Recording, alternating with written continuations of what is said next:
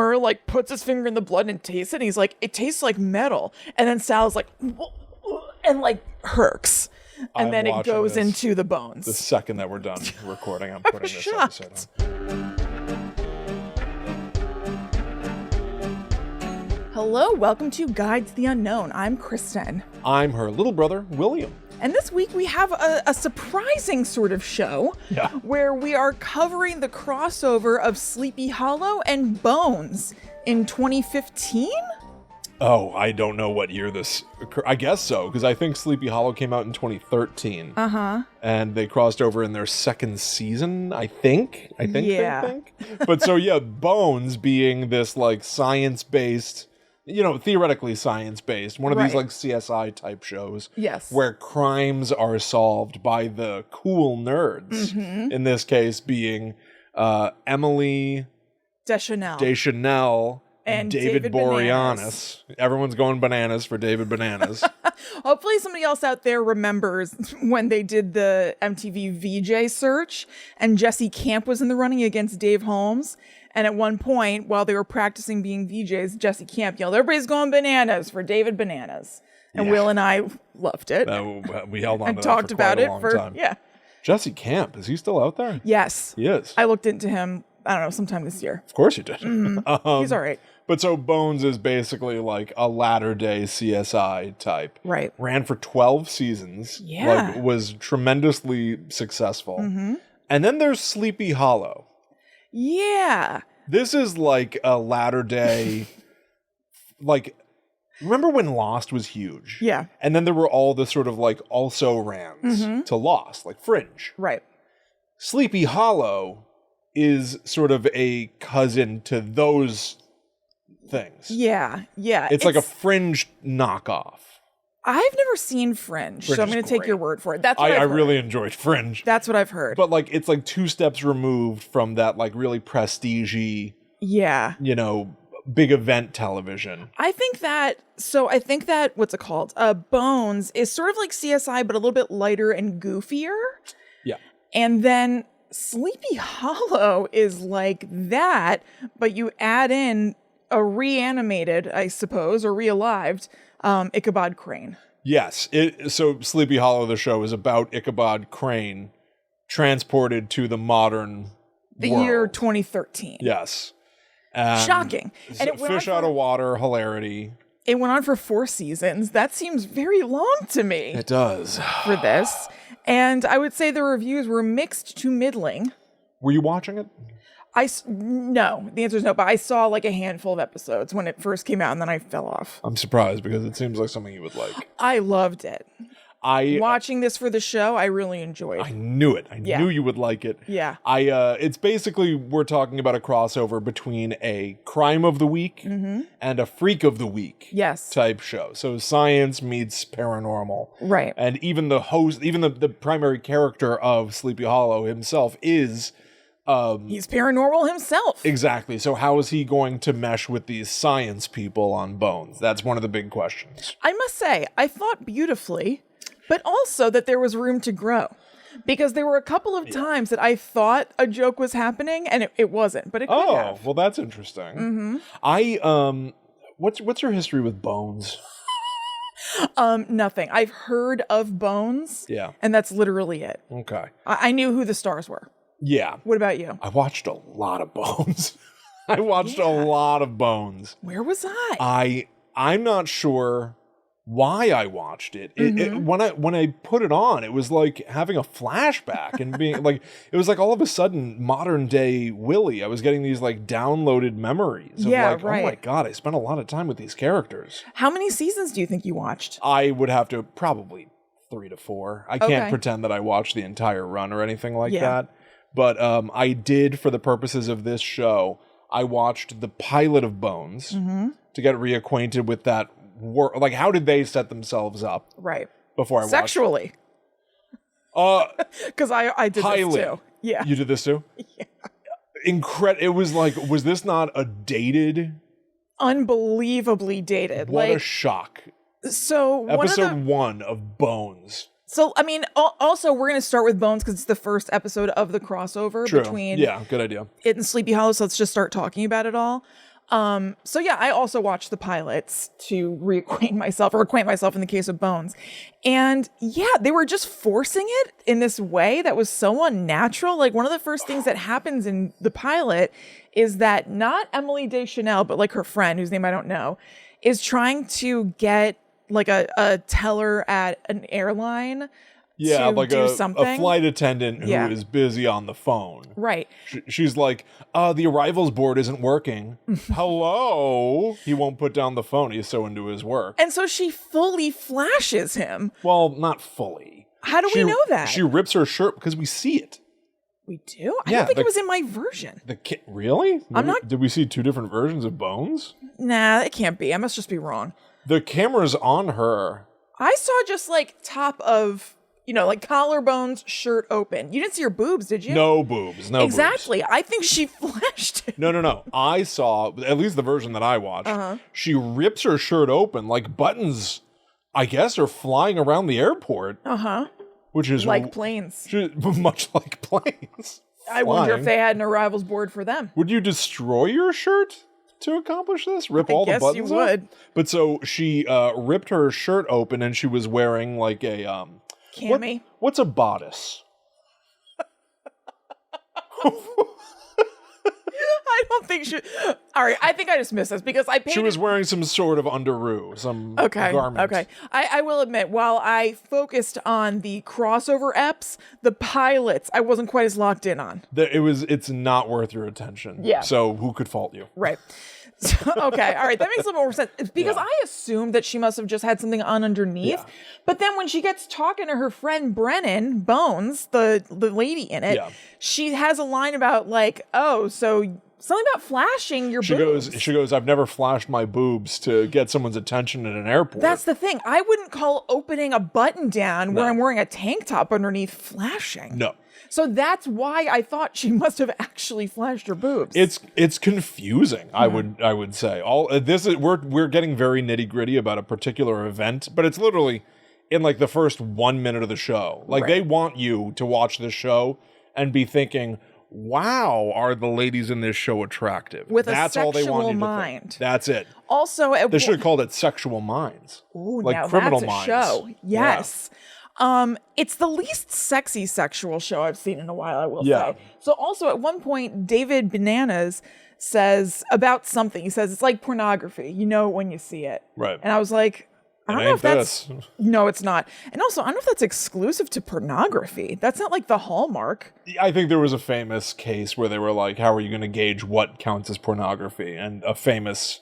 retort was, you know it when you see it. Ow. But is there any... All right, that makes sense. They have fine chemistry. Right, I'm 0 for 2. Bones... I'm not going to talk anymore. Bones is about, like, every week we're going to solve another murder. And the way that we do it is that Dr. Temperance Brennan, nicknamed Bones... Yes. She has, like, a beautiful mind, and she can piece together beautiful bones. Right. There's literally a standout moment in episode 1 where she is Elmer's gluing together shards of a skull over a whole night. To the break of dawn, she's just Elmer's gluing together a skull. I don't know if that's typical. Is that a tool Bones in the toolbox of any archaeologist, or is she a crime solver person? I guess she's a forensic something. Something. Yeah. And Celie Booth, played by David Boreanaz, Angel from Buffy, lest we not mention that. How could we not? Celie Booth is a former sniper. Right. But now he is some sort of an FBI guy who's got, I guess, the hots for her. But he just comes off as like sort of like blandly charming. He was a little bit of a jerk in this first episode. Yeah, remember he kind of got in her face. And he kept calling, he calls everybody squints, like all the forensic people. He's like, because you just squint at stuff all the time. And he's got like a thing about like, we're the cops out there solving the crimes in the field. Right. Like you're not solving them here in the lab. Or whatever. This is why squints belong in the lab. Yeah, and so they're like almost nose to nose during doing this, and it's like, oh, the tension. Palpable. Right, but I was just like, he's just being an asshole. Yeah. But so that's episode 1 of Bones. So and she's wearing a teeny weeny tank top. With boobies out. Yes. So I was like, I see what you're all trying to do. That was another like early 2000s kind of like, I don't know what other shows were doing. 24? A lot. I don't know. I feel like you just needed boobs and things. They ever show Kiefer's Sutherland on 24? Forget the netherworld. Give me the Sutherland. Show me those Sutherlands. There's 2 short shorts on 24. But you're just like, Madam President, I'm here to save you. Oh, he's like so respectful of everybody all the time on 24. But, yeah. So anyway. But yeah, she was just hanging out at home wearing like jeans and like a really low tank top and like a statement necklace. And I was like, this doesn't feel true. No, it doesn't. She's not, a squint is not doing this. Yeah, most people aren't. I don't know. But so now that was Kristen and me just trying to understand what Bones' world is before we flash forward to, for them, 10 years later, they crossed over with Sleepy Hollow. Yes. So what happened to them in that 10-year gap? We can only surmise based on what we saw. I did not watch 10, 11 seasons of this show, but they're married. Right, they're married. They have kids. They're pranking each other because it is the night before Halloween. Yes. When we meet them for this crossover episode. Now, I'd like to set the stage just a little bit. Sure. For this. Season 11, episode 5, by the way, is the beginning of the Bones Sleepy Hollow crossover. It's titled The Resurrection in the Remains. Yes. So this is what the executive producer of Bones said about it, named Michael Peterson. Quote, the Bones/Sleepy Hollow crossover is like a great episode of The X-Files, where the Bones hour is the Scully, logic-based perspective, and the Sleepy Hollow is more Fox Mulder-esque. Put them together and it's going to be a great 2-hour event that fans of both programs are going to love. That's interesting. Yeah. I mean, that's obvious. Okay. He can say that. The problem for me is that I wish that this was one case with 2 perspectives. Definitely. But they're 2 very distinct episodes with one element of crossover. Yeah. So it's Halloween. Well, also upsetting, I have to mention in the 10 years that have passed, somebody named Hodgins, who's on the show, mentions DVRing Sleepy Hollow. What? What are we going to do with that? Wait a minute. Someone on Bones. Someone on Bones says, I'm going to DVR Sleepy Hollow. Right. And then they have a crossover with the very characters from Sleepy Hollow. Well, I had issues because did Ichabod Crane not become a literary figure in any form? I had the same question, and then I erased it from my notes because I thought, I guess not. Because when he came to life in Sleepy Hollow, because he dies in Sleepy Hollow, in the town of Sleepy Hollow. I think before we do the cross, let's talk about the pilot of Sleepy Hollow now. Sure. I think maybe this is the proper way to do it. I think you're right. So Ichabod Crane died in a war in Sleepy Hollow, New York. A war?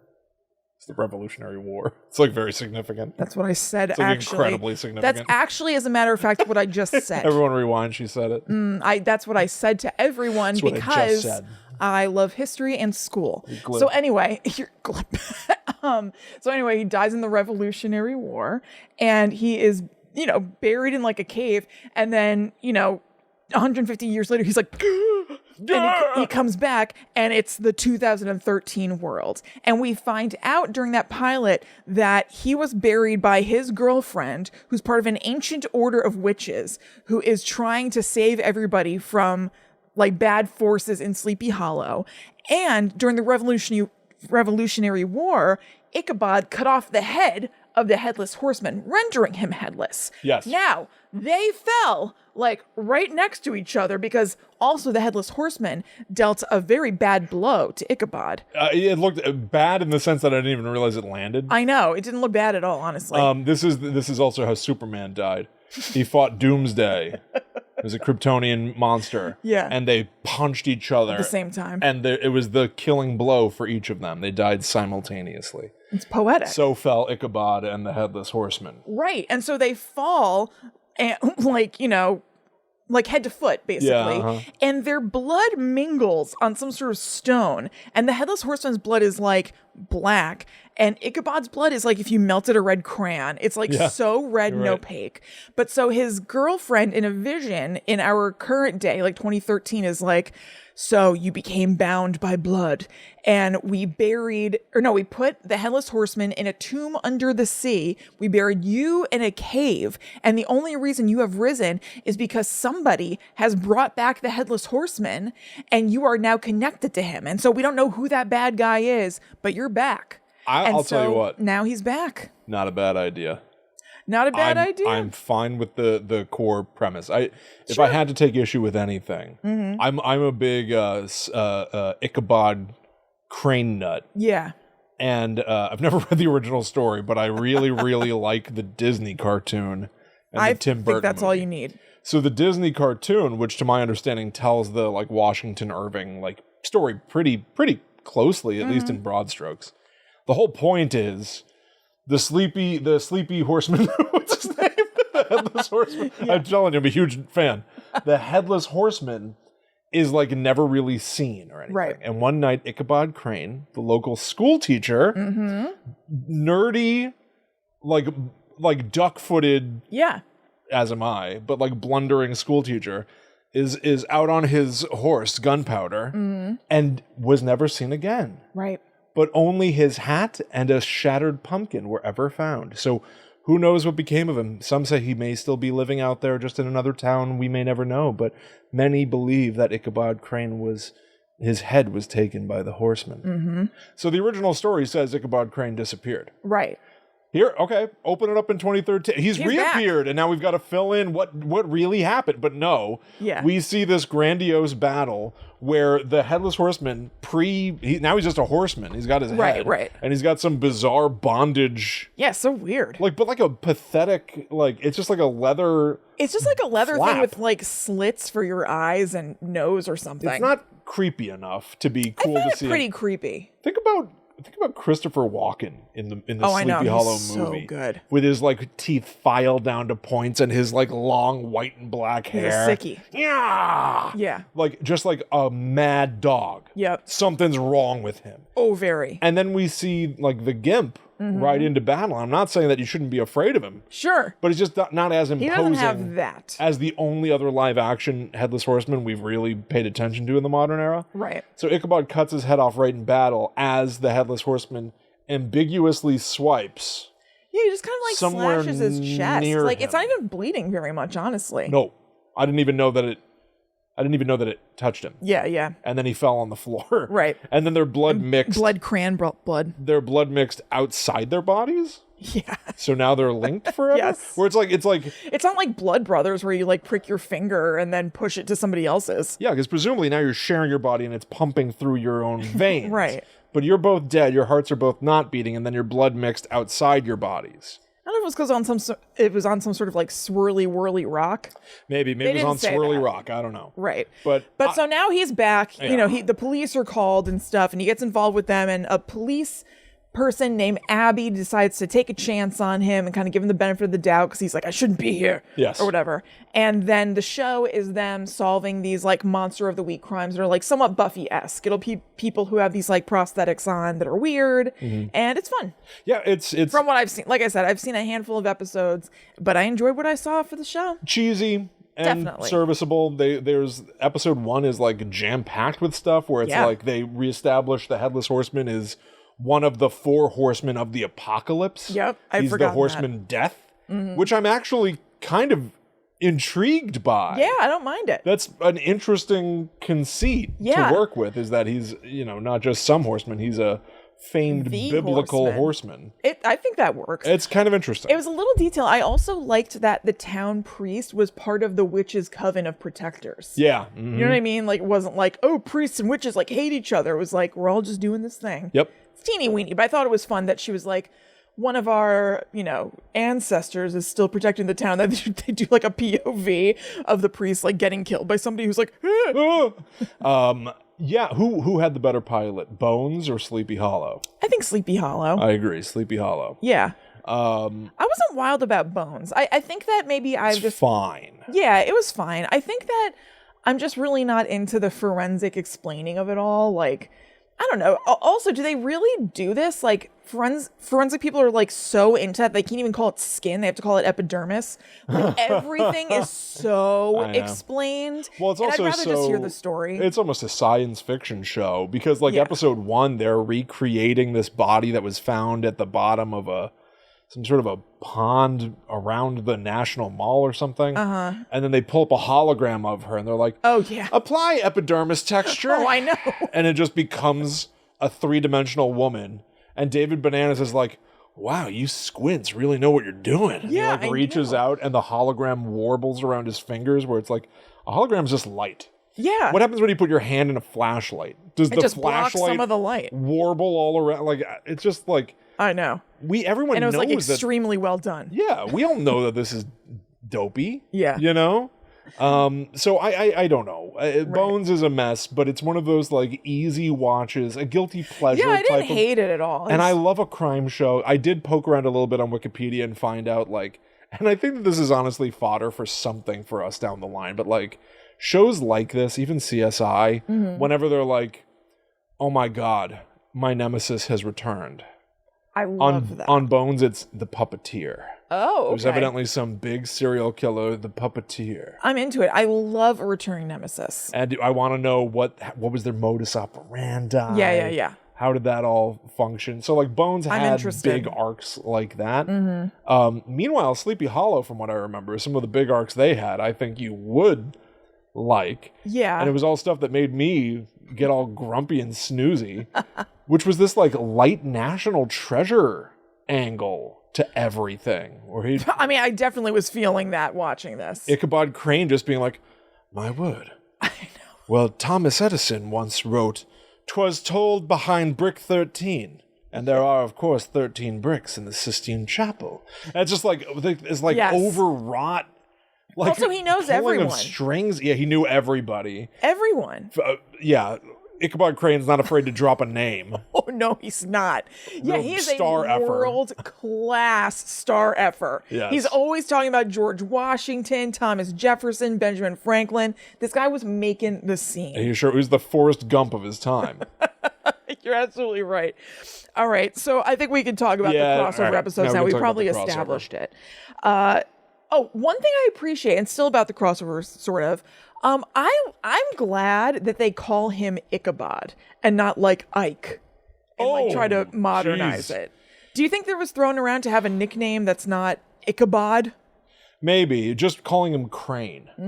Yeah, right. Where you going, Crane? There's always some chief of police. But they mostly call him Ichabod. They mostly call him Ichabod. Yeah, which is kind of surprising. Yeah, it's a strange name, especially today. It certainly is. So Bones is the first episode of the crossover, and it's very much crime of the week. Yes. So the general plot is that there are some science kids, students, who want to see the other side. They want to know what happens when you die. And they hear that the skull of somebody named General Howe can bring people back from the dead, so they steal it. And this has happened upon in the cold open when it's like... I love these cold opens. I do too. As soon as this was happening, I was like, this feels great. Kids that are just like having some conversation that doesn't matter about like, where should we put the keg for a huge kegger that we're throwing in this abandoned church mausoleum? As soon as they were like moving it, the one kid was like, no, put it up on, he didn't say put it on the pulpit, but it was basically the pulpit. And he was like, it's hard to get to, so we save on beer. I was like, oh, it's going right through that floor and we're finding a body. So and that's exactly what happened. Cracks right through the ground of this old church where they discover a body. Yikes. And it's a recent, I'm very puzzled by the timeline of things here. Yes. But it's also a Halloween episode, so I wonder if that was part of it too. All these CSI type shows, they love to show some like I don't know, mass media accepted body horror. This is a weird like subgenre of thriller or something where it's like she seems to have like no skin on her face. I was thinking the same. It's very gross. Like it's really gnarly. It's like something out of Texas Chainsaw Massacre, but because there's no actual blood, she's just like pink fleshy on white skull poking through. She looks like Mrs. Bates. But they were showing like, maggots crawling all over her and stuff. I was thinking like, are there shows like this on right now? that are kind of like forensic shows. I know they're crime shows, but I don't know. Are we like looking at a skull and the worms crawling around it and then like, you know, talking about like fingernails breaking, and they get into some nitty gritty gross body stuff. They really do. It's such a weird having your cake and eating it too genre, because in the cold open, you want it to be scary. Yeah. It's a shock cold open. Oh my God, a big gross dead body. It's so yucky and scary. And then a lot of the rest of the episode is about empathy. Yeah. For the victim. Yes. You know, like, well, I just want to see justice. Do you remember this line? I don't know what it was, but it was in the pilot of Bones. Like, Bones, the lady, comes back or something from, I guess she like wrote a book about everybody. Yeah. But anyway. They work at the Jeffersonian, by the way. Yes, instead of the Smithsonian. I should mention. Doesn't that sound terrible? The Jeffersonian. Yes, it absolutely does.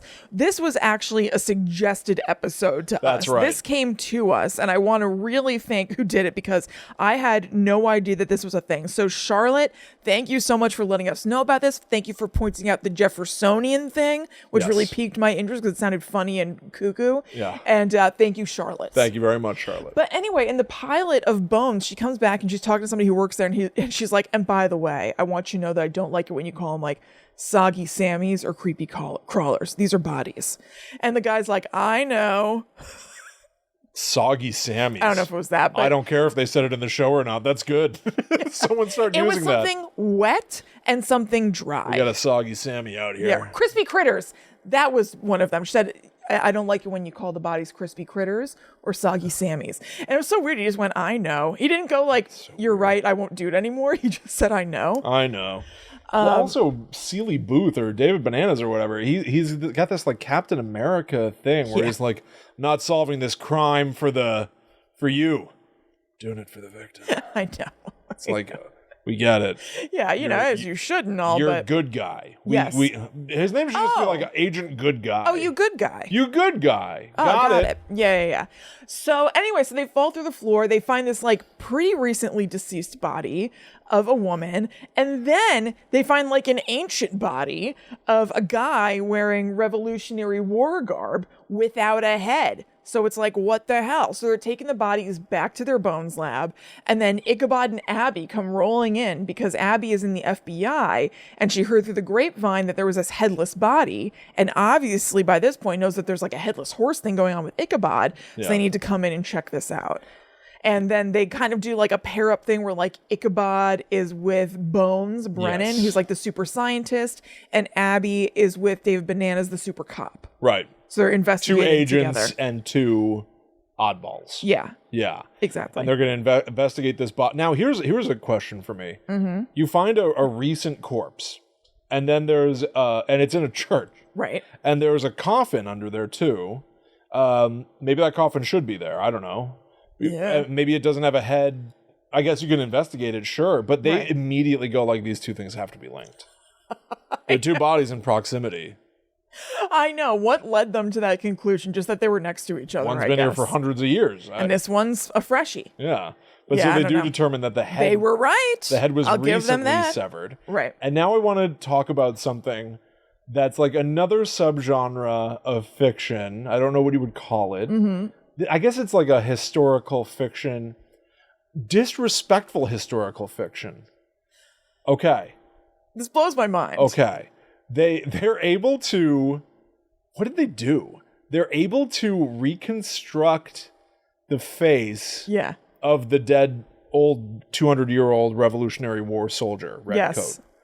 And then they compare his face to faces from history on a screen. Right. And it's like flying through so fast. Like match the corpse face to faces from history. Mm-hmm. And it matches a painting. Yeah. Or an illustration or whatever of this William Howe from the Revolutionary War. Right. Like, my God, that's William Howe. And Ichabod's like, yes, of course, William Howe.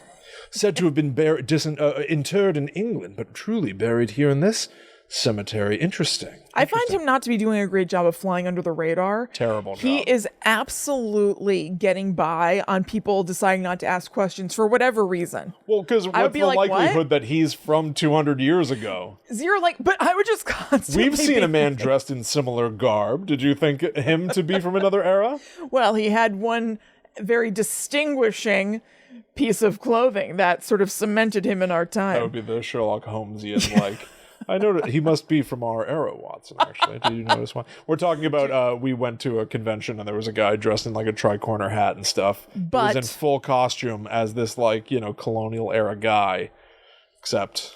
he was wearing socks with the Adidas logo. Everything, like even his little shoes were like little colonial shoes with buckles, but he was wearing Adidas socks. Just do it on the side or something, a little swoosh.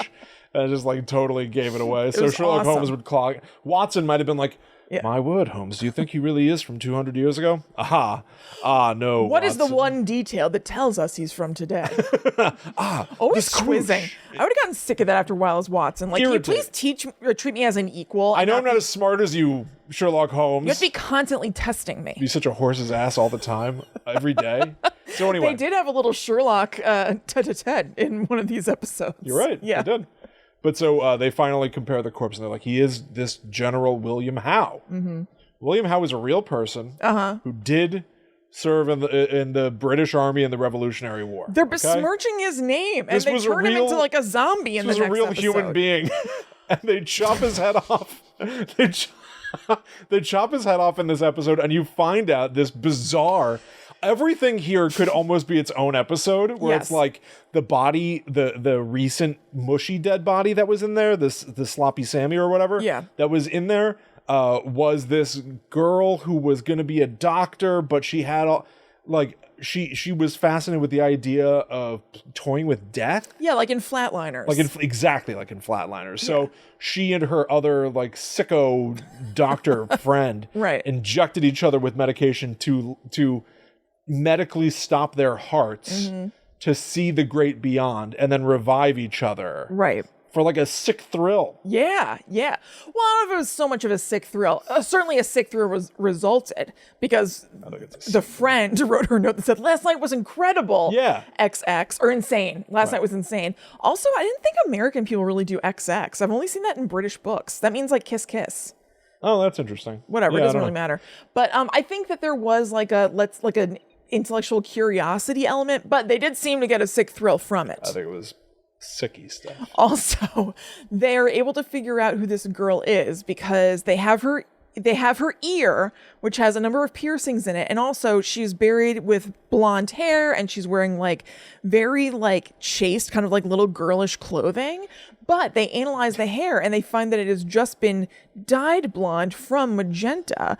So then they're doing that thing that Will was talking about where it's like, doing a facial recognition thing. And they're like, so let's change this hair color and give her some more piercings. She's holding an iPad and she goes, I'm dialing in some piercings now. How does this work? And the blonde woman on the screen all of a sudden has like a nose stud and like 4 piercings down her ear, and her hair is perfectly like purple. And it's just like with like a few buttons. You gave her specifically like a nose ring and like all, and then and you guessed the right piercings. You guessed the right piercings because it goes, we've got a match. And it's now we've got a real human face, and it's the exact same piercings. Right. It's like, wow, these are some these squints really know how to get it done. Absolutely. We really shouldn't be making fun of them over there in the lab because they are pulling almost all of the weight here. Yes. They found this person. So she went from like piercings lady and crazy hair to very like buttoned up because whatever she saw on the other side showed her that like she'd been living her life wrong. So now she's going to live it differently. Oh, was that why? Yeah. Oh, I don't think I really caught that. I caught there was one line from her doctor boss who was like, I don't know, a lot of people, have piercings, tattoos, whatever, but then when you're going to become a doctor, better look the part. Right. Now I can't remember who said it, but they said that she changed when she saw. They didn't say she necessarily was living wrong, but it made her change a lot. Okay. And then she wanted her boyfriend, who was like very Christian, to see the other side. He was like always wearing a cross necklace and stuff. And they're basically able to figure this out from the lack of his cross necklace, which is so silly. I was thinking, then he gave up the ghost when he fully confessed. He folded so quickly, but they're like, why aren't you wearing your cross, Nathan? Basically. And then he's like, well, because I flatlined and I didn't see anything on the other side, and I freaked out, and I used the skull of General William Howe, and I bludgeoned her to death with it. So the skull is the murder weapon. Right. And then he threw it in the garbage So all the squints have to take all the medical waste and dump it out on a table and sift through like Band-Aids and gauze until they find a skull, basically with all these like pads stuck to it. It's like disgusting. Their job is disgusting. They're really doing a service. I respect the science of like, all right, well, sometimes you just got to put on your hazmat suit and get to work. I'm saying this as a credit to them. Yeah. to do that. But I still think there's this weird historical fiction angle of like. I completely agree. Like, this was a real guy. I know we've took talked his about skull and you threw it in a medical waste. What are you doing? What are you doing? I know. I know this has come up on the show before. I can't think of where else, but I think it's so. I find historical. I'm not offended by it in any way, shape, or form, but I find it weird. Ditto. I find historical fiction very strange. Yeah. Because they didn't do that. Right. Exactly. It's not what happened. Yeah. I thought another thing that was like, look, I would never. Were I a squint and Ichabod was like, yes. You're saying you're not a squint? What are you saying? You're some sort of like alpha? I'm definitely not an alpha. What we're calling it, gamma? Yeah, something like that. We were talking about that the other day, and like, what is if you just like you've opted out of the system? I'm not. Yeah, I think a delta. I'm putting it out there. I think I'm post alpha. I'm meta alpha. I defeat all you. Oh yeah, meta alpha. That was what it was. Alpha males. I'm sorry, you're toast. Don't care. Nope. But anyway, so if I were in that lab and Ichabod's like, yes, of course, General William Howe thought to be interred in England, but was actually brought here to the colonies or whatever. Yeah. And then another thing was that the skull was missing a tooth. And then Ichabod was like, actually, he lost that tooth. First, he tried a tooth made of wood, one of metal, one of animal. It didn't work. So eventually he landed on a porcelain tooth. So, and they're just like, oh, okay, great. That means the tooth isn't missing, it's broken, and whoever used the skull probably has an injury. I really think, I would not think to myself, this man lived back then. I would think as a joke to myself, actually, genuinely, or definitely. You'd be turning to everybody else and go like, I think this guy is... He's definitely from 200 years ago, right? This guy's definitely 300 years old. Right. But I would really to him be like, how do you know this? Yeah. You were right. Just out of curiosity. I don't understand why you know these things. You were right and we caught the bad guy, but what's your deal? Yeah. So that's where the fun is supposed to occur. Right. Right. I understand, obviously, why on the show they don't do that, but it's also crazy that no one is even, they don't really bat an eye. Right. Even when faced with virtual proof that he was living 200 years ago, because... First of all, again, being very cavalier, I feel like Ichabod needs to lock everything down. He's taking notes. What's at risk? What's at risk for him? It's an interesting question. Who cares? Why doesn't he just say, aside from them just not believing him? No, if we're going by like TV and movie rules, he'd be like locked in a lab and studied for life. That's what's at risk. Right, yeah, I guess that's probably true. Yeah. Yeah, you're right. It's so funny. But yeah, so he was like taking notes when he was at the lab or something. Because he was like, this is a disgrace. I may have defected from the British Army to serve the colonial army. That's why he's like a British guy, but he worked for us. Right. He's American. He's a turncoat. He's a turncoat. Yeah. And we'll eventually learn that General William Howe tried to get him to name names of other spies. Right. He refused. Strong. He's also an abolitionist. Makes a big point in the first episode. Ichabod Crane was on the right side of history the whole way through. His record is unblemished. Sure, Ichabod. Meanwhile, I don't know if you've noticed there have been headlines about Sleepy Hollow, the show. I know. Where it's like the Abby Mills lead of the show was like, I felt like I was like severely discriminated against. Yes, Nicole Bahari. Basically forced off the show. Mm-hmm. Meanwhile, Ichabod Crane's out there repping for the... It's like horse shit. I read a little bit more about that. So apparently, and this isn't the entirety of what she was talking about, apparently the two leads hated each other. Oh. Hated each other. Ichabod and Abby Mills hated each other. So first of all, at one point, they brought in Abby Mills' sister because perhaps she could be a love interest because they hated each other so much behind the scenes it wasn't happening. A sister is mentioned in the pilot. Right, Just putting it out there. So there's plausibility from a story perspective. I think they pumped up her role is maybe the thing. Probably, yeah. But I guess there's some sort of like pivotal moment in Sleepy Hollow where I know what you're talking about. You do? I forgot about it, but go ahead. Oh, I didn't know about this. Where I guess, under different circumstances or different show, they probably would have kissed or something. Yeah. But instead, he gives her a bow because the leads didn't want to touch each other because they hated each other. Hate each other so much. Right. What a Hollywood's a lie. It is a lot. Here we were thinking that Sleepy Hollow the show was perfect. Here I was thinking that Abby Mills and Ichabod Crane were the best of friends, perfect companions. So Ichabod Crane They do a good job acting like buds.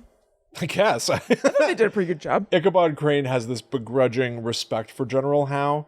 So he's like, his body should be returned to Sleepy Hollow. That's where he should be buried. Right. And so he's trying to get Bones to sign papers to be like, yeah, okay, his body will be moved from the Jeffersonian to Sleepy Hollow. Right, that's right. And she's like, no, I'm not going to do that. I'm not going to sign that paperwork. No, you don't have any clearance for this. There's no indication in any of this guy's history that he would want to be buried in Sleepy Hollow or anything. Right. So then Ichabod Crane shows up later with a laminated document from 200 years ago. And it has the exact same handwriting. They run it through a handwriting analyzer, and it's the exact same thing. And they're like, "Are you sure?" And one of the scientists is like, "I looked at it pixel by pixel. There is no question this is the same handwriting." Ichabod Crane's handwriting is this 200-year-old document. Yeah, and the paper paper and ink are both verified to be from 200 years ago. So you can't even say that it was forged present day. And they just kind of now. So here's a question. Here's a weird question. You only watch Bones. Okay? You've never seen Sleepy Hollow. Yeah. Yeah, ever. It's the only show you watch. You've never seen Sleepy Hollow, and now all of a sudden this man shows up, and he's able to perfectly find a document that says William Howe's body is to be moved to Sleepy Hollow that was written 200 years ago, which is very coincidental, by the way, Awfully that he could even find that. He wrote that 200 years ago and knew where it was kept in the Jeffersonian. Ridiculous. But yeah, he found it, and then your scientific leads have a sidebar conversation about how this guy, everything about his handwriting indicates that he wrote this thing 200 years ago. Yeah. Okay, that's sort of like a weird mind blower thing for a science-based show. But we know we're watching the Bones Sleepy Hollow crossover, and the only interesting thing they could give us to do is have Temperance Brennan, Bones be like, his handwriting seems old. It's not the most, we already know the jig is up. The dramatic irony is not that delicious for me. Right? You want the dramatic irony to be a sumptuous feast that she's really confronted with some overt. Right. Something that is going to blow her mind because she is so practical and so science-minded and based in reality. Yeah. How does she assimilate this new information, which can't be true, and yet it is, into that current reality? But that doesn't happen. No, it doesn't happen at all. And it basically gets all filed away as handwriting is the same. That's weird. That's where and they sort of just move on. They do a lot of things like that. There's not enough fun butting of heads. There's not a fun chocolate and peanut butter. It still is mostly Bones. Yeah, by the end of it, so by the end of this whole crossover, at the end of the Sleepy Hollow episode, they are the Sleepy Hollow people are talking to the Bones people, and they basically just blow off any questions by David Boreanaz going, "Let it go, Bones, just let it go." Right. It's so weird. It's bizarre. Because she has a couple of lingering questions and they're just like, don't worry about that. Don't worry about that. Which on one hand I get, because I know that there have been things that I've watched and that I'm sure we've talked about on the show where the explanation gets tedious and not fun. And I've said just say, we don't know. I just want to enjoy the fun of it. I don't really care. It's just so strange because these things are so they're so diametrically opposed that there's fun to be had. Yes, but that's why I think it's fun for Sleepy Hollow to show up on Bones and push the meter towards supernatural. Right. To such a degree that our Bones cast has to really bend over, and we see character work of them chewing on this more than just handwriting analysis. I think it would be kind of interesting for Temperance Brennan to build, instead of her contextualizing all the reasons why he couldn't possibly be from 200 years ago, what if she's like, the only remaining possible conclusion is that he wrote this note 200 years ago. Right. And then have Booth, the military guy who's not a squint, who has no time for this nonsense, is a man of action, have him go, okay, so you went through all your science and you found out that his handwriting matches a document from 200 years ago, except I know one thing. People don't live to be 250 years old. Right. So that trumps any of your connecting red crazy person strings to say Ichabod Crane is 250 years old. Right. Now have those two characters have a conversation from these diametrically opposed angles. Yes. Analyzing Ichabod Crane. That's what I want from Bones. Definitely. And even if they don't come to a conclusion, Right. or an agreement, it's still fun to hear them sort of piece it out. Like, I Sure. feel like there's stuff you could have probably trimmed from this to have that fit in for just like a couple of minutes. Absolutely. That would have been more fun. Now, Will, I think we should move on from Bones to Sleepy Hollow. But I have a question. I watched this on Hulu. Did you let it roll into the next episode by any chance? No. Okay.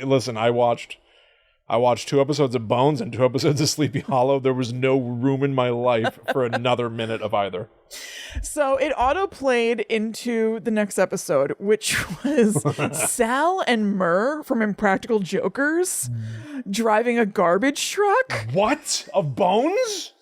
Yes. Sal and Murr were on Bones? Calling each other Sal and Murr. Which is Are you kidding me? No, I'm not kidding. So they are garbage men in a truck using their real names. They're driving toward this like pile of garbage that's just in the middle of the road with like a raccoon chewing it. And they're like, let's see what this baby can do. Gun it, basically. And they end up driving over a body and like completely like smushing it up and like annihilating it. And it squirts blood like up on the car. Or the truck. So they get out, and I think Murr is like, do you think like Q and Joe did this, or it might have been Brian and Joe? No, I swear to God. And he's like, is this one of their practical jokes? That's a mistake. They should have said impractical jokes. Yeah, I know, but it was definitely practical jokes. You know, our friends were a couple of impractical jokers. Wink. And he's like, what do you think this is? Is this corn syrup blood? And Sal's over to the side like, no, I don't think this is a joke. I think this is real. And Murr like puts his finger in the blood and tastes it. And he's like, it tastes like metal. And then Sal's like, and like herks. And then it goes into the bones. The second that we're done recording, I'm putting this episode on. I have a 6 degrees of you have a 6 degrees of separation to them. I'm about to say you have a 1 degree of separation. Does that even count, or a 0 degrees? No, I think it's 1 degree. Okay. Right? I did a podcast. Yeah. Do podcasts count for 6 degrees of Kevin Bacon? If you've met someone, then you're in there. Oh, really? I thought it had to be you were in some sort of production or something. I guess not. Think so. I guess not. So if you've met him, is that 1 degree? Are you the degree? Am I the... Oh, I don't know. You know what I mean? Is that 0 degrees? I'm a degree for you to him. Yes, exactly. Yes. So I think you have 0 degrees to Q from Impractical Jokers. Right. Because you did a podcast with him for Tell Him Steve Dave. The Halloween 2022 episode. Yes. That's right. So I have 1 degree. Okay. Yeah, fair enough. Yeah. Yeah, I'm watching that immediately. Shocking. That's like seeing Johnny Knoxville pop up on CSI or something. Yeah. That would be great. Yeah, it was awesome. So Sleepy Hollow. Will, did I talk over you? Is there anything you wanted to say about Bones? I have something very important to say about Bones. Say it about Bones. Here's a review of Guide to the Unknown from C. Stevie 97 titled My Bones. Absolute Favorite Podcast. Oh. I was going to move into the middle of the show for a second. Right. I actually completely forgot. We were having so much fun talking about Bones, but we do have business on this show. Yes, you're We've got absolutely business right. that we've got to conduct. You're absolutely right. Our review numbers are going up. I swear to God. Oh, thank you. I've seen the number goes up and down. I'm a little puzzled by Apple Podcasts, I have to say, but we're at 885. Oh, thank you. Thank you very much. We're trying to get to 1,000. And now that people are starting to mention that in their reviews. Oh, really? They've started, because a bunch popped up right before the show. Yeah. So people were like, here's another one to get to 1,000. Thank you. I love it. Thank you all so much. I've got so many things to talk about in the future for this. My theory is I just think it looks a little bit more legit when you're cruising podcasts. I and you agree see with it's you. like 1,000. And so to help more people find the show, I think that 1,000 would be great. Totally. So C. Stevie says, longtime listener finally reviewing. Guide to the Unknown is a total delight. Will and Kristen have so much charm and make the hour fly by. I never want it to end. which is why the demon tier on their Patreon is more than worth it. Whoa. 5 stars. Whoa, Stevie. So now let's talk about the demon tier of our Thank you very, Patreon. very much, Stevie, in general, but also thanks for a little demon tier plug. Thank you for backing us, supporting us, writing Absolutely. the review, and helping us out on our Patreon. Patreon.com/GTTUpod. We've got a number of different tiers. All of them get you access to different kinds of things. Spoiler alert, I'm going to be deactivating the Ghost Adventures feed now. Mm-hmm. All of those episodes now live on our Patreon. We've got 4 tiers. Zombie, Yep. Ghost, Banshee, Demon. Yep. Demon gets all. Mm-hmm. Because we've got a second podcast that we do together called The Netherworld Dispatch. Comes out every single Monday. Yep. And so go poke around those tiers, find what fits, and get some of these episodes back for your trouble. Our most recent episode was episode 115, Disney in the Dark. Yeah. Kristen and I looked at some clips from Disney movies that I think might be a hair too hairy scary for my daughter Zoe, who has already seen them. I agree. I was very shocked by how much very genuinely scary stuff was in The Little Mermaid specifically. The Little Mermaid I didn't remember until like it was starting to play out, and then it kind of came back to me. It's been there from the beginning. We even looked at Fantasia. Mm-hmm. Disney, and I think this is part of like the arc of storytelling. You have to get to the darkest of dark before the ending can happen. Right. You go to the conclusion. So Disney, I think, really takes that to heart. There is horror out the wazoo in kids' movies. So we took a look at Ursula from The Little Mermaid, including Ursula's garden. It's scarier than you remember. Like, if you're like me, you might just be thinking Ursula, she's the bad guy of the movie. Which is very campy. Yeah, and broad. exactly. It's pretty disturbing. No, there's like body horror where she turns people into little... Like worm creatures. What do they call it on Wikipedia? On the Disney Wikipedia, it's some disgusting term. I don't remember. It's like pomples or some gross like term, but it's called Ursula's garden. She basically curses all these people to be little wormy to like creatures. live in her garden, quote unquote. Yeah, it's a freak show. Yes. Moana, Finding Nemo, Finding Dory. I don't know why the Finding Fish movies are so horrific. They really are. But they're like, fish have their eyes bugging out of their heads. There's at one point a toddler pulls on a starfish and the starfish goes, my arm, and he's screaming in pain. It's insane. And I think it's a starfish, does that thing where, you know, in a million scary movies, somebody will be like crawling on the floor and then all of a sudden somebody's pulling their legs fast and they disappear. Like the end of Wreck. Wreck? What's Wreck? You know, the trailer for Wreck. No. Do you remember Dexter's sister? Yes. She was in a found footage remake of, I think, a Spanish language movie that's called Quarantine. Okay. Or no, her movie's called Quarantine. Oh, okay. And at the end of the trailer, she's reaching for a camera in night vision, and then she gets pulled off. Okay, I can completely picture this. Yeah. Yes. So anyway, that's patreon.com/GTTUpod. Join, have fun. Yeah. Indiana Jones is coming out this weekend. Yep. Maybe we'll have a review on Monday. We definitely will. Yes. All right. Let's talk about the Sleepy Hollow second half of this cursed crossover event. Right. Which, if Bones was basically mostly Bones, with now just Ichabod Crane and Abby Mills are sort of there. This is even less. This is just an episode of Sleepy Hollow. Completely. Where they Skype in. They literally Skype, but they also do physically show up. I know. For a few scenes. But I would say, of the two, Ichabod Crane... Listen, I'm sorry, Abby Mills. Abby Mills is mostly like a federal agent foil. Right. There's not a lot of... Which is probably part of the actress's, I would imagine, kind of complaint. She had... There was like lore potential that she... In the pilot, they say that she's going to be a witness to the end of the world or something when the four horsemen, blah, blah, blah, blah, blah, blah, blah. Give her more to do, more to chew on about being a witness. What does it mean to be a witness to these things? Exactly. Is a witness a passive action, or can you be an active... Like, there's so much to play with for a person, I would think. Yeah. But so mostly Sleepy Hollow boils down to Ichabod Crane, who still dresses like it's, you know, the late 1700s. And this is strange to me. I understand it for the show, but just and I appreciate it for the show, but just in a logic way. Why wouldn't you at some point, you're living in this world, you couldn't be more obtrusive. He's like an Amish guy. Yeah. He's like, I refuse to live beyond the year. But he uses a cell phone. He does use a cell phone, and he drives a car.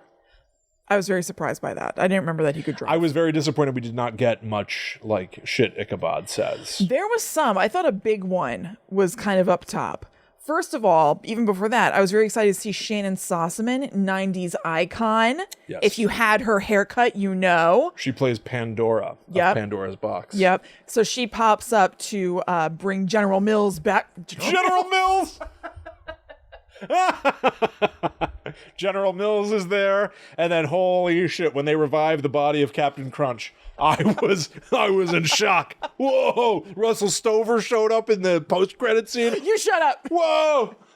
You don't bring up Russell Stover. You don't do that. General Howe. How?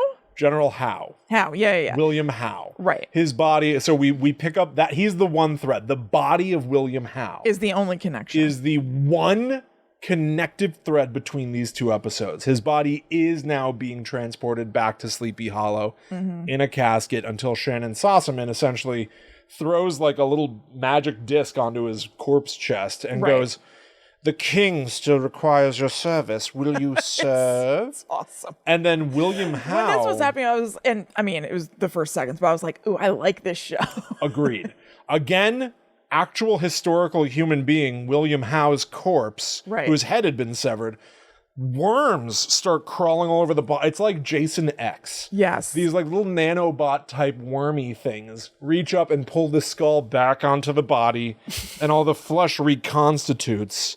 It's supposed to look like, Frank from Hellraiser or something like that, but it's a TV show with a TV budget and TV sensibilities. So it just looks like glowy, shiny little CGI worms. And I thought like, okay, he's going to sit up and he's going to be a human again. No!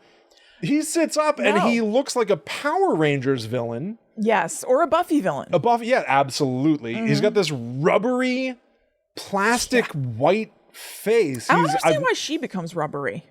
Who? Shannon Sossaman. Did she? Yeah. She become a rubber lady in the show? Yep. I have don't know why. recollection. Yeah. But so he looks like, now I never saw Game of Thrones, but I know about the White Walkers. Okay. Where they're just like ice zombie type things. That's sort of what he looks like wearing a red coat uniform. So he does look like General Mills walking around, to be honest. He does look like you're right. Captain Crunch. Quaker Oats guy. And she goes, she goes, "Wake your army now, William Howe." And so he goes to some mausoleum where there are kids trying to sneak in for a party. And doing a pee-pee. They did on a pee-pee? graves, yeah. They did a pee-pee on a grave? They were egging graves. They did a pee-pee on a grave. And then it was so weird. The girl saw the mausoleum as though, like, I don't know how you would miss it, but then she's like, oh, whoa, let's go in there. But it's like huge. Oh, really? Yeah. And that should have been the cold open. That's there's no cold. Yeah, it should have been kids breaking into another thing, just like the party kids in Bones. Yeah, you're right. It's silly that they didn't do that. But so it turns out that William Howe has a whole army that was buried somewhere, right? And they've now turned into this Norse undead creature called a Draugr, which I know of from playing God of War. Oh, nice. So it's actual Norse mythology, I guess. And so he's got all of these soldiers and stuff who are going to rise from their tombs and storm the streets of Sleepy Hollow. Unless Ichabod Crane and Abby Mills can figure out what to do, and they might need some help from the Bones. Right. They need help from their bones. But before that, it is now Halloween. Right. It is Halloween. Right. So they're bowling and having a good time, and somebody gives Ichabod crap for not dressing up. And Ichabod crap is a great, derogatory term for Ichabod nice Crane. to meet you, Ichabod Crap. Oh, what's your name, Mr. Crap? Yeah. Ichabod Crap? So, they say, you didn't dress up, Ichabod. And he says, this is a quote, "Is it not obvious? I'm John Adams. The waistcoat? Brushed brocade and French buttons? It was his sartorial signature. I spent all night on this embroidery." Yeah. Wonderful. Right. Abby is dressed like Beyonce from the Flawless video. And then there's a gal dressed like Betsy Ross who comes into... Actual Betsy Ross comes into this later. Yes, Betsy Ross herself. This is where I would think that he would like this stuff, because this is no different to me. Yeah, I do. In quality than National Treasure. I do, you're right. Oh, Benjamin Franklin's trifocals were hidden in the Masonic temple. Just like... You've got my number. Bullshit. It's crap. It's more unsettling. Betsy Ross was funneling people to kill crazy. To kill an army of Draugr, and that's what caused the Great Fire of New York. Crazy. And they show her on a horse riding away from the Great Fire, leaving all of this in her wake, past a windmill like Sleepy Hollow. I was like, oh yeah, Betsy Ross. Where I think it's very weird is when I guess I like the idea of Betsy Ross being like this hero. Maybe she was, but I mainly know her from sewing the American flag. I go so far as to say that's all I know her from. To be honest, listen, I've got a cursory knowledge of a lot of stuff. All right, I've been to the real life Jeffersonian, the Smithsonian. As have I. You're not even allowed to take pictures of the original flag. Yeah. Hello, Instagram is calling. They say we want to post this, please now. What? You can't even take a picture of it. You can't even post it on your TikTok. What's your point? We're living in an era of social media. You're telling me I can't take a picture of the American flag? Hello, I can get an American flag from Walmart. Okay, it was generous for me to say mostly. I only know that about Betsy Ross. But at least they gave her like a hero story. It seems messed up to have like worms crawling out of General Howe's eyes and stuff and make him like a bloodthirsty zombie killer. And turn him into a Power Rangers villain who is going to storm the streets of Sleepy Hollow with his army of Draugr. It's crazy. To kill everybody. That's crazy. But luckily, Betsy Ross is there to For all stop I know, by them. the way, maybe William Howe was some like listen, anybody who lived, longer than 5 years ago, we've all got skeletons in our closet. Who's to say 200 years ago? But so this William Howe, maybe he's one of the historical villains of all time who deserves to be taken down a peg and turned into a creature. True. For all I know, I would love that. But here's the thing, like I don't know, I'm fine with Quentin Tarantino blowing apart Adolf Hitler's face with like a bunch of machine guns. That makes sense to me. I can't tell you entirely why, but that's fine with me. Yes. But for some reason, just like some obscure guy who really lived 200 years ago, and now you're like, chop his head off, throw it into like a thing of medical waste, and then have it reattached by worms, and revive him and say that he's an undead monster who can only be killed by Greek fire. The precursor to napalm that General George Washington discovered. He harnessed the power of Greek fire that can destroy Draugr. What?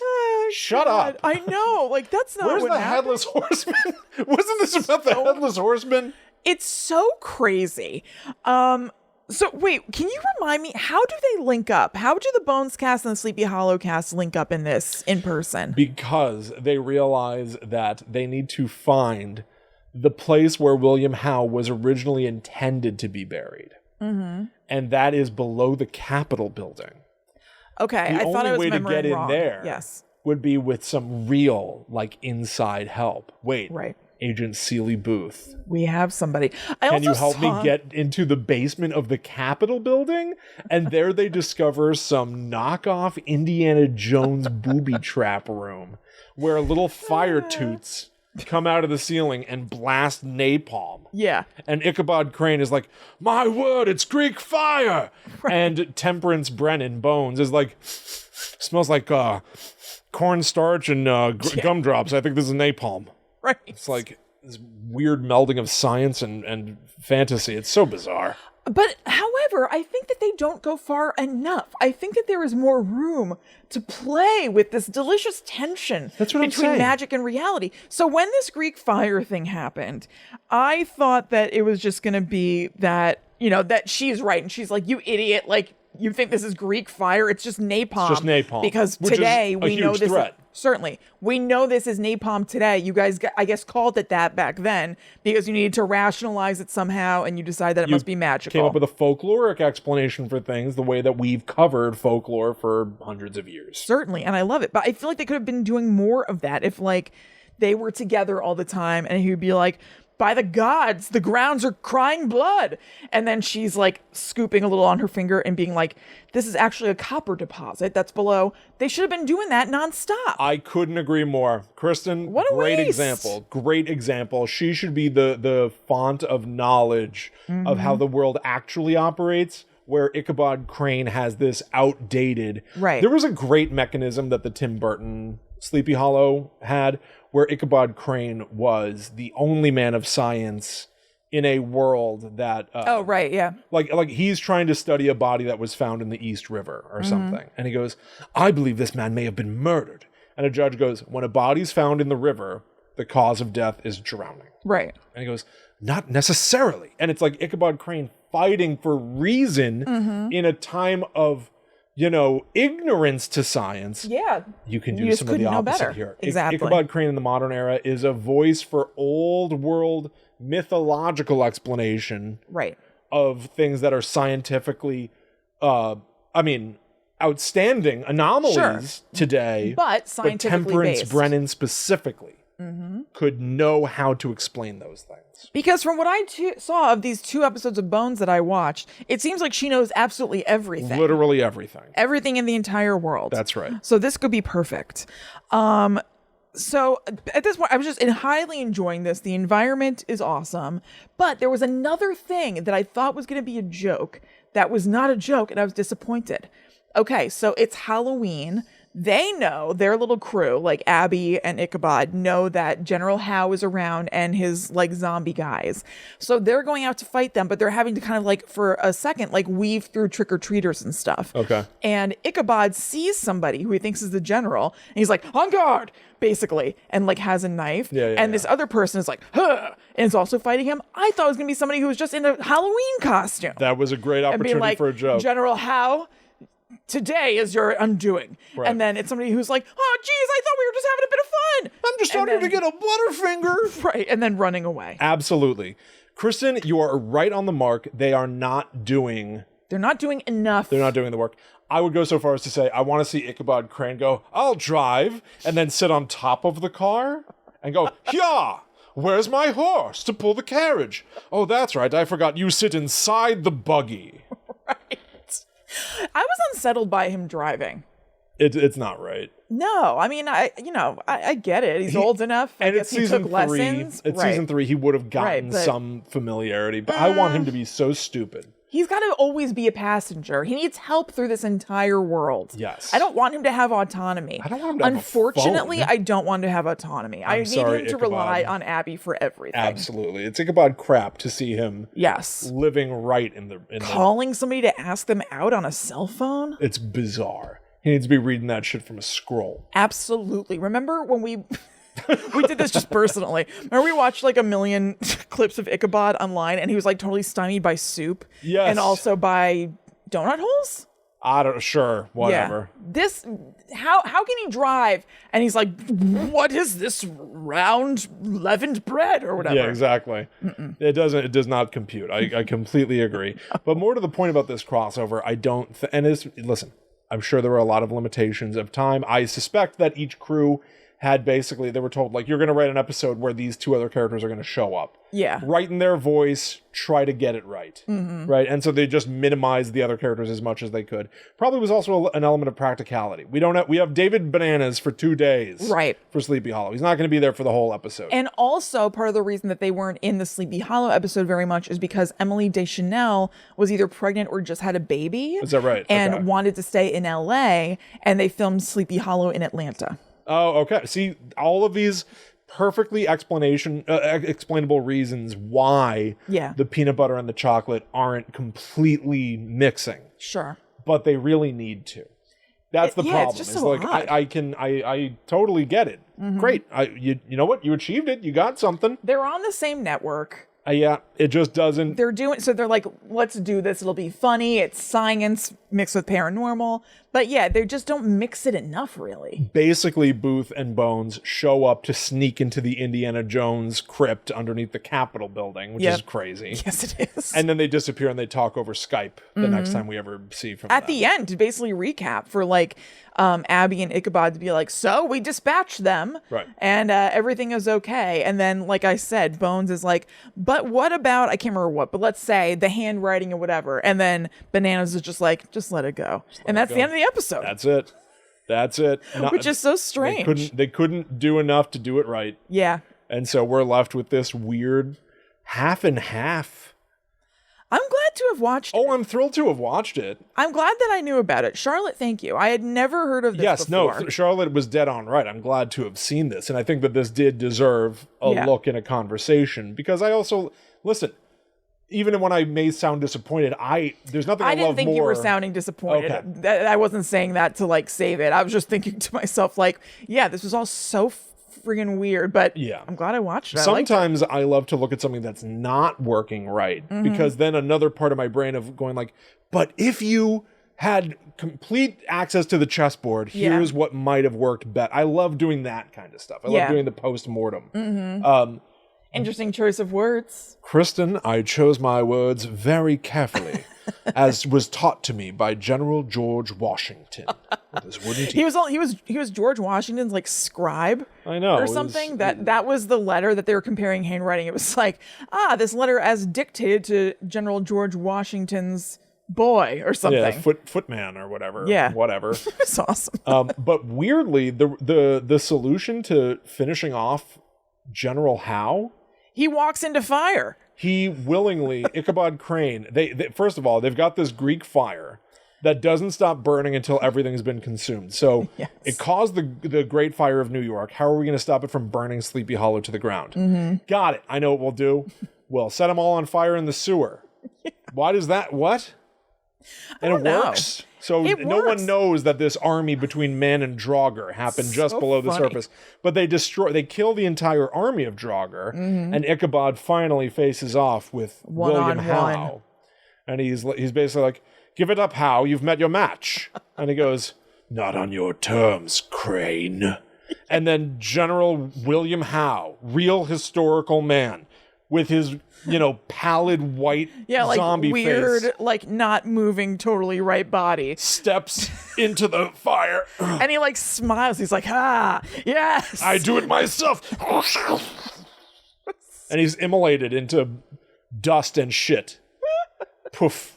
Into the air. Historical, real human. It's nuts. Such a crazy world we live in, where like something happened 200 years ago. And is there a relative of General William Howe who's maybe we could turn this guy into like a puppet on our show and set him on fire? It's like so weird. I understand that seems to be part of the premise of Sleepy Hollow, is talking about these real life people, absolutely, and giving them this like different context. But it's messed up. Yeah, it's really weird. I don't even know that. Again, I don't know that I'm offended by it or anything. It's just weird. It's similar to the feeling that I get when they CGI a dead celebrity into a movie. Same. Where it's just like no one signed off on this. Like, I know you can, but I guess it's weird to do. I guess that's part of the thing, is that they were not able to sign off on this depiction. It's just strange. Very. And I do feel, and again, I'm having my cake and eating it too. I don't feel that way when they're like, General George Washington asked me to fight the vampire. I know, same. I wonder if it's... George Washington was the president. He's such a... He feels more like a fictional person than anything. And also, I never heard of General William Howe until they cut his head off and threw it in a garbage can. Totally. His real life and story is like pretty cemented, even though I couldn't tell you about it. I couldn't tell you anything. Most people do. They like know who George Washington is, so it's very easy to be like, okay, he didn't do this. This is a fictionalized thing. Right. Like watching Abraham Lincoln vampire, thing, right? Where you're like, this is so exaggerated. Of course, the real world wasn't like this. But you're right. I look at Sleepy Hollow and I think maybe General William Howe did have an army of Draugr. No, but like we don't know. Maybe he was at all, so we don't have the existing. It wouldn't be headcanon. There's no contrast. Yeah, because we don't know him. There's no contrast. I've got nothing on him. Yeah. Now, here's a question. Did you let the next episode of Sleepy Hollow play? I did not. Because Q and Joe were running around with Paul Revere. Don't pull my leg. You know how excited I would be if that was true. Joe goes, now Q, tell him the British are coming. You got to see it. I was like, what? I'm definitely going to watch that. Impractical Jokers showing up on Bones. I'm there. It's tailor-made for you. Yeah, what could be better? What could be finer? Well, thank you so much for joining us for this. This flew. What a bizarre, and I think this was a longie too, if I had to guess. This it was weird. It was very weird. It was very fun to talk about. So thank you very much. If anybody else has things out there like this, they're just sort of like television curiosities. Yes. That's like how was this a thing? Curiosity piece. I'm totally down for another curiosity I love watching. We actually have, Charlotte told us about another episode of Bones that we will be visiting in the future. We didn't forget that Bones did an episode that was kind of a Blair Witch homage. So but we will realized get there too. We may not have had space. There was a lot for us to say to each other. I know, more than I even realized. I would like to look at Sleepy Hollow again. Happy to. Because this thing... Happy to. William, I might keep watching it. Do you know that I remember from my time watching Sleepy Hollow that you introduced the Headless Horseman wearing a leather mask and then you cut his head off. Yeah. When you start to explain who this man was, you think that that's going to be a mystery that's like dragged out forever. Who was the man beneath the mask? The now headless figure that's stalking you. I feel like very quickly, like in season 1, they're like, my word. Why, it's Abraham Brunt. The man who, also lusted after my Katrina. It's like very quickly handled. Yeah. You're like, and they deflate like the prime mystery of Sleepy Hollow. I have a feeling. In like a word. So as I say, I'm going to continue watching this. If we do it for the show, I'll concentrate. I feel like this is good background TV because it's not really good. Oh, it's not good. But I do enjoy it. So yes, this. And sort of enjoy, because there are lots of things that aren't good, but I really enjoy and I will lock in on. This I would just like to kind of have around. Sleepy Hollow I'm happy to have in my life. Yeah, it's great. And the idea that the two leads hated each other so much that Ichabod has to do a curtsy. They're like, what are we going to do? They won't shake hands. They won't. Yeah. They won't do. All right, Ichabod's a weird guy from another. Maybe he just bows. Right. Okay, you're going to bow. Will you do a bow? Right. Please. Tom Meissen. I will bow, but my nose shan't go below my waistline. I wouldn't want to show that much respect. I wonder if anything kind of slipped into this guy's normal life. You know how sometimes you take a character home with you? Absolutely. I think he was talking about his waistcoat and stuff. What's a waistcoat? I guess, You mean musket? No, I thought he was saying waistcoat because he was talking about a vest. Yeah. But the closed captioning said waistcoat twice. And so I'm not sure was the closed captioning person mishearing or if that's just an item of clothing that I don't know about. He mistakenly refers to his significant other as lieutenant. He doesn't call her lieutenant because I guess there's some old world word. I didn't know that. Lieutenant. He calls her Lieutenant Mills. What a show. Well, what a show here. What a show this. Thank you so much for joining us. We'll be back next week. You can find more of the show. Like Will said, we have a whole second podcast called The Netherworld Dispatch you can access through patreon.com/GTTUpod. You can follow us everywhere on social media at GTTUpod, and you can also follow us individually. I am at Chillin' Kristen. I am at The Myth Traveler. We'll be back next week. Mm-hmm. I think next week we're going to be talking about Insidious. Yes, we are. If anybody wants to do like a watch-along, bone up on the first 4 Insidious films, we'll be doing that next week. Yes. I feel like maybe giving people an opportunity. No, I think that's a good idea. Not a bad idea. Yep. Thank you all so much for tuning in. We'll see you somewhere else. But until that time comes, we must travel. Back to the Sutherland. Go we.